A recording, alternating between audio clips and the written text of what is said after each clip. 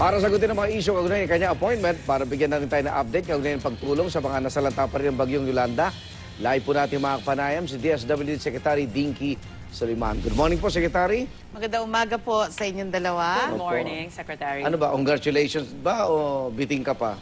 Meron pa hong isang may isa. meeting, plenary po sa June 11. Ay, hindi na committee. In-endorse ka na eh. Opo, Ayan. in-endorse na ako ng Committee ng Social Welfare, Social Services and Labor. Yes. So, Pero may last session na kasi ng CA sa next week, tama ba? Oh, ang tawag, June 13 ang last day nila, June 11, yun ang last Last session. session, for bago this, sila At hindi mag-recess. na daw mavivito talaga kung sakali mang may mga humarang pa, no? Opo, well, hindi na po pwedeng i-invoke ang Section Section 20. 20. Right. Magbobotohan kung meron pa hong mag-o-oppose. Pero may atat na atat eh, Sec. Paano yan? Ano bang may personal ba kayo ni Senator Miriam Santiago? At ba't nabigo siya kahapon umaten sa committee hearing? Wala po siya sa committee Oo, hearing eh. kahapon. Ang alam ho namin may karamdaman siya. Yun po ang sinabi niya kay Congressman Estrella na chair ng committee po. May pinarating ba sa inyo bakit siya gustong harangin yung inyong confirmation? Nung ikatlong hearing ko na po ito sa committee. Ganun ba? Opo. Yung pangalawang hearing, nandun po mismo siya at meron po siyang mga tanong kaugnay ng mga pinanindigang kong prinsipyo, yung pagbibitiw ko sa panahon ni Presidente Arroyo at ang aking mga naging aktibidades nung pong ako'y wala sa pamahalaan, mga sinamahan kong sa mga organisasyon. Yun po yung mga tanong niya. Kasi sa nakikita ko, wala na iba pang pwede magawa si Senator Santiago para harangin yung Hindi magtuloy-tuloy. confirmation nyo. Pero kailangan siguro mabago na dahil halos 4 na taon na kayo naglilingkod na, di ba? Opo. Ad interim appointment ang tawag eh. Opo. So, parang, ano yan, Rhea, pag graduate, parang graduation ng cabinet, pag na-confirm yan, parang ando na lahat ang, di ba, ang poder nyo eh, mas madali na kayong kumilos kaysa yung parang ad interim appointment. Anong pakiramdam? Well, sabi ko nga ho kahapon, kompleto kung ikaw ay ma-confirm.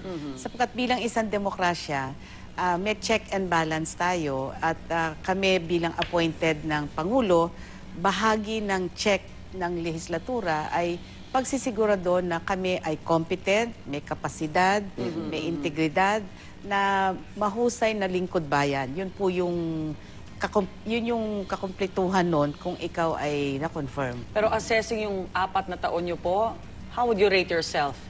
100% pa na ibigay nyo talaga dito sa kagawaran? Para ho sa akin, yun ho ay talagang mahigit 100%. Mahigit pa, sobra-sobra Pero pa. syempre, ang pinakahusga ho niyan ay ang mamamayan, Ang taong bayan, syempre. Opo. Okay, kamustahin na natin ang mga mamamayan dyan po sa mga nasalanta ng Bagyong Yolanda. Ano na po update, Secretary? Alam kong kayo'y magkatulong ni Secretary Ping Lacson dito. Rehab czar. Panayam meeting niyo at may mga planchado na pong mga programa. Opo. Una, meron tayong 3 yugto kasi, di ba? Alam na alam nyo ito, lalo na si Arnold kasi nagkikita tayo sa Tacloban. Opo. Relief, rescue, early recovery, rehab. Yan ngayon yung aming, sabihin na natin, Direksyon. tinutulay. So, ang una, lahat ng tent, sabi nga namin ni Sec Ping, ay nasa tent, kami ay kailangang mailipat sa 4 na dingding at bubong. Kasi hindi ho talaga ligtas. Sa ngayon, sa lahat ng klaseng disaster, basta pagdating ng 6 na buwan, kailangan mas stable po yung bahay. Yes. So mga 3,000 mahigit ang kailangan naming ilipat. Sa Tacloban, nung nag-meeting kami nung Biyernes na sa kinonvene ni Secretary Ping, kasama si Mayor Romualdez, si Governor Pitilla, Governor Davide, and Governor Sharitan, ang bilang po ng Tacloban alone, nasa 700 to 800 tents na lang ang kailangan naming itiklop. So, may usapan po kami, magkakaroon ho tayo ng cash for build. Yung focal person po niya ang aking kausap at magte-turn over ho kami ng pondo para doon sa cash for build sa Tacloban. Yung iba ho, tuloy-tuloy ang pagtatayo ng transitional shelter. Pakibilisan po kasi marami rin kami natatanggap na impormasyon na lumalaki na rin po ang bilang sa mga tent, city, prostitusyon, pagkabaliw, at maging pagkasira daw po ng pamilya. Hindi, tsaka Igan, di ba recently may nasunugan na din. Tapos sa Ano yun, Coliseum. isolated yun kasi nakahiwalay yun. Oo, pero alam mo yun, may mga iba-ibang May panganib problema pa rin. lumalabas, may panganib pa rin sa mga evacuees. So, kailan ang lipat nila po, Secretary? Well, bali habang tumatayo yung bahay, nililipat namin. Ang target namin, by end of June, dapat na ilipat na po namin ang 90% kung hindi 100% nung 3,000 pamilya na nasa tent pa. Ito pa rin pinakita nung mga bank houses, ito pa rin yun, yung temporary. Oo, pero hindi lahat bank houses na kasi mas Okay. mabilis magtayo nung single detached na Okay. gawa sa NIPA or indigenous material or yung mga naputol na coconut. Okay. Aha. Pantawid, Pamilya Pilipino Program, kamusta na ho, Secretary? May mga kumalat na promo eh. Ano ba to? Totoo ba to o hindi? Hindi po totoo yan. Oo. Wag na wag ho kayong magte-text back. I-report ho nyo sa telco na ninyo kung ano man yung carrier nyo sapagkat wala pong promo na raffle ang Pantawid Pamilya. Bimigay nga tayo. Oo, so Ilan na po sila ngayon?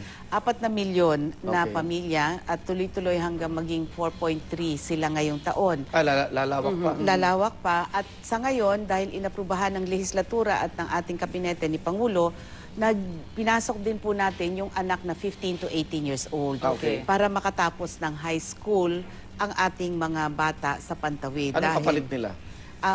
500 pesos na ngayon kung high school Okay. at kailangan sila ay papasa, hindi pwedeng bumagsak. Hindi low grades. Yung low grades pwede, wag lang Huwag babagsak. nang babagsak. Opo. At meron pong youth development session. Mm-hmm. Di ba may family development session kami para sa pagpapaunlad ng relasyon sa pamilya, ako at ang pamayanan. Pero alam naman natin na yung edad na 13 to 18, yan ang isang maligalig na edad. Kaya meron ng youth development session din kaming itutuloy. Ano ba to? Umangat ba ang buhay nila o patuloy pa rin aasa dito sa gobyerno? Amin sinisikap na iangat sila Kahit sa papaano, oo. tinatawag na self-sufficiency. At yung self-sufficiency na yan ay sa pamamagitan din ng sustainable livelihood. Igan, balikan ko lang sandali yung Tacloban na Sige. marami namang foreign aid workers pa rin sa kasalukuyan. Yun po ang Marami balita pa rin. namin. Yung presence ng foreign help. Pero all accounted naman po, Secretary, itong mga dumadagsa talagang tulong mula sa iba't ibang bansa. Yung lahat po ng dumadaan sa pamahalaan, na-account namin. Yung Faith, yun ho yung website, at yung ibibigay po sa amin, sa DPWH.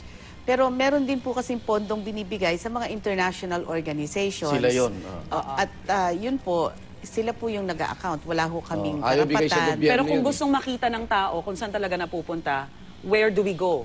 Para Kung sa gaano mga ka-transparent. international Oo. organizations, sa kanila. Sa UN. Aha. Pero yung binibigay ho sa gobyerno natin, Sa website ng Faith, F-A-I-T-H, at sa amin, sa website ng DSWD. okay, that's all. Okay, maraming salamat sa pagpunta po. DSWD Secretary Dinky Soliman.